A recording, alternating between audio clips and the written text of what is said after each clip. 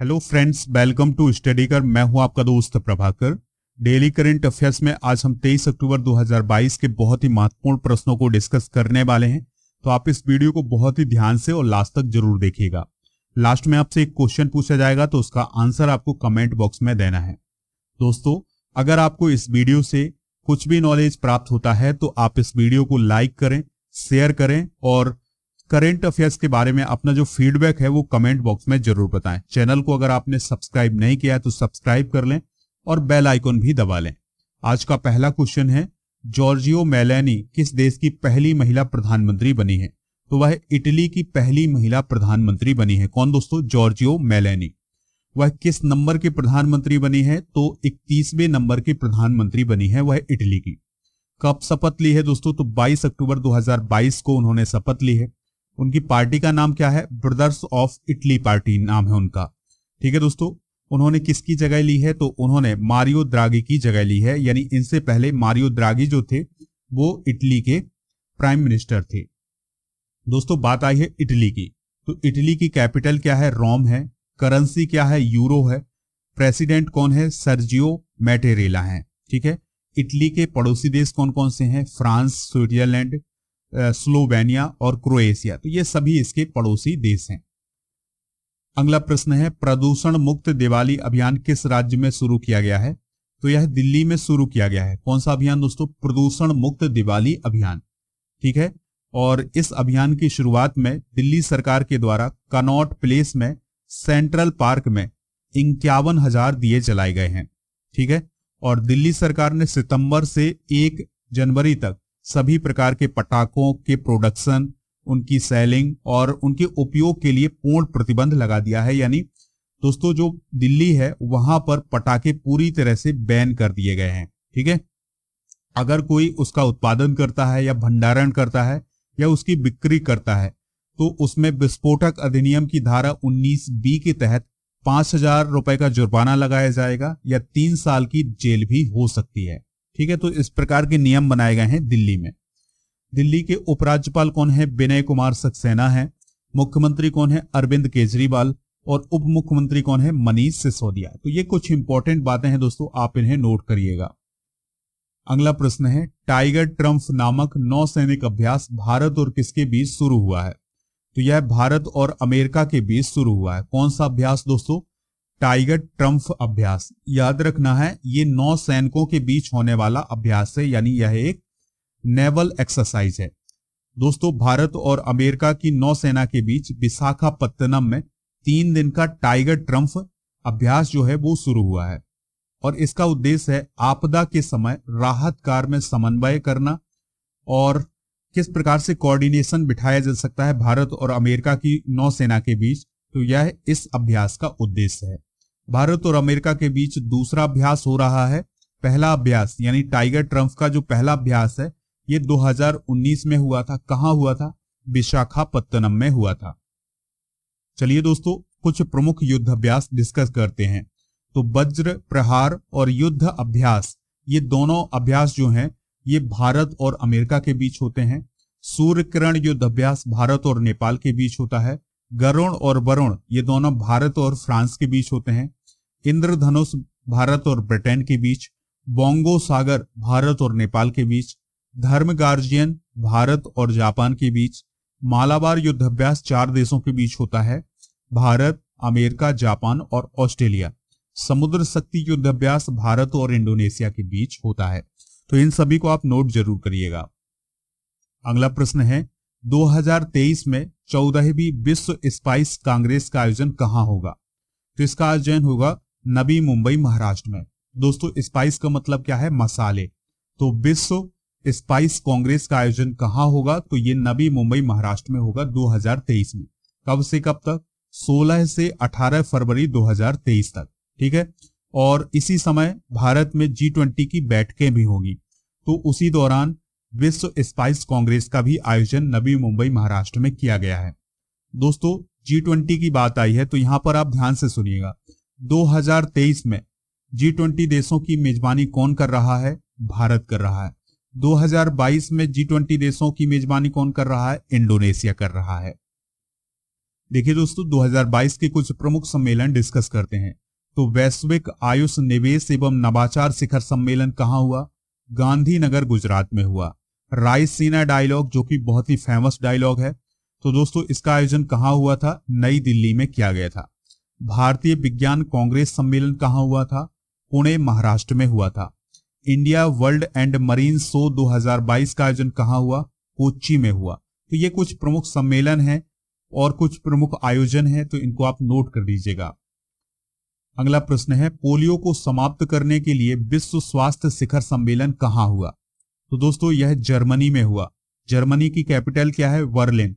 तो बर्लिन में ही विश्व स्वास्थ्य शिखर सम्मेलन का आयोजन किया गया और इसमें दोस्तों 2022 से 2026 तक के लिए एक रणनीति बनाई गई है कि 2022 से 2026 तक पोलियो को समाप्त करने के प्रयास किए जाएंगे।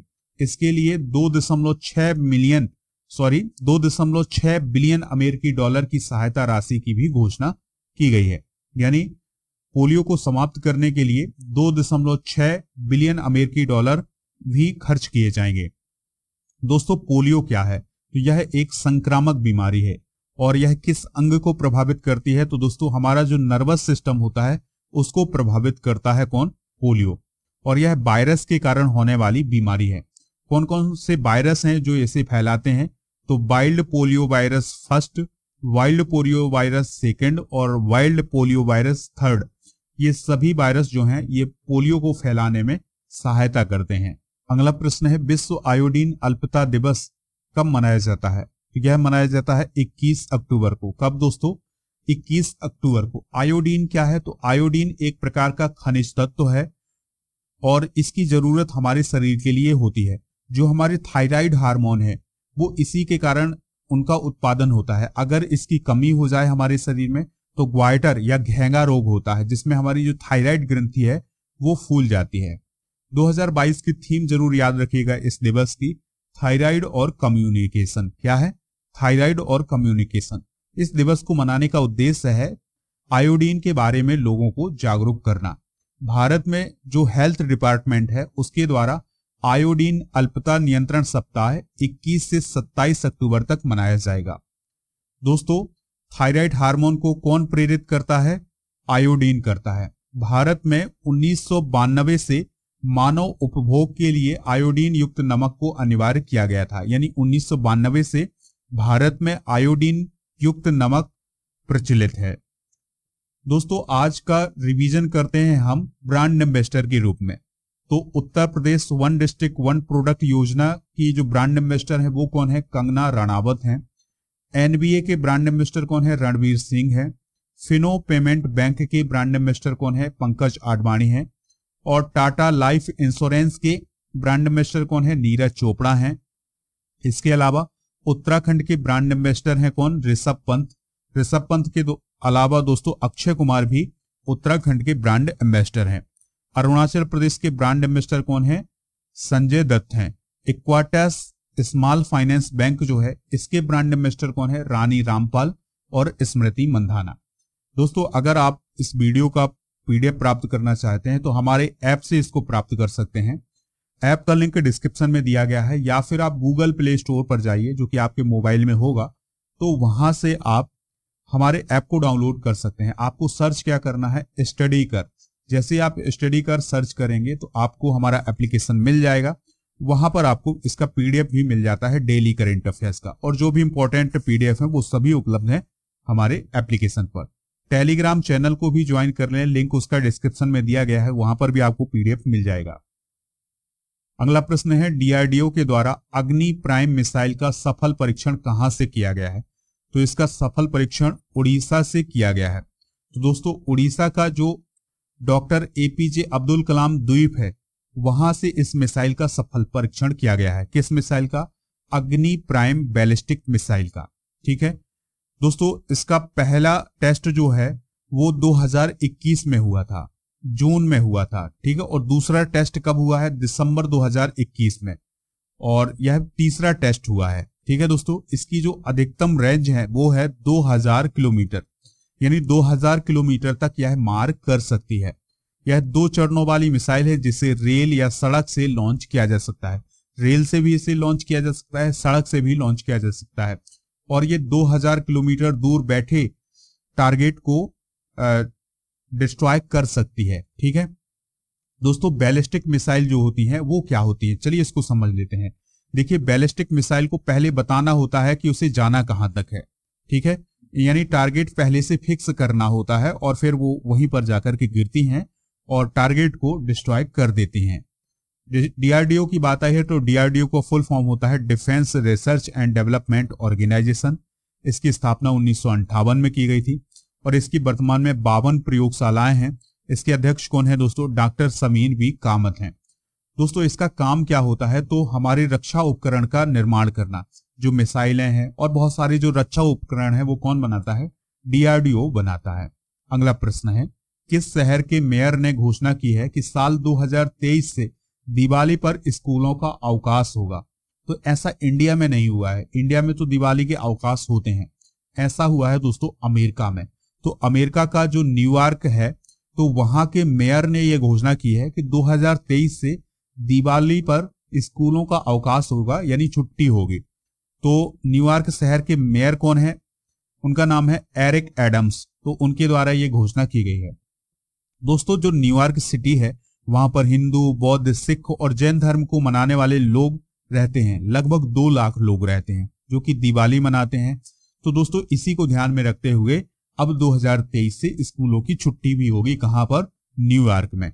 अमेरिका की बात आई है तो राष्ट्रपति कौन है दोस्तों? जो बाइडेन है। उपराष्ट्रपति कौन है? कमला हैरिस है। अगला प्रश्न है, किस देश को FATF की ब्लैक लिस्ट में शामिल किया गया है? तो अभी हाल ही में FATF की ब्लैक लिस्ट में कौन शामिल हुआ है? म्यांमार शामिल हुआ है। दोस्तों, म्यांमार जो है वो ईरान और उत्तर कोरिया के साथ ब्लैक लिस्ट में शामिल हुआ है। किसकी? FATF की। तो FATF का फुल फॉर्म क्या होता है? Financial action task force. तो इसकी ब्लैक लिस्ट में कौन शामिल हो गया है? म्यांमार शामिल हो गया है। यानी अब इसे किसी भी प्रकार की फाइनेंशियल सहायता नहीं कर सकेगा कोई भी। ठीक है, यानी इसे फाइनेंशियल सहायता अब मिलने वाली नहीं है।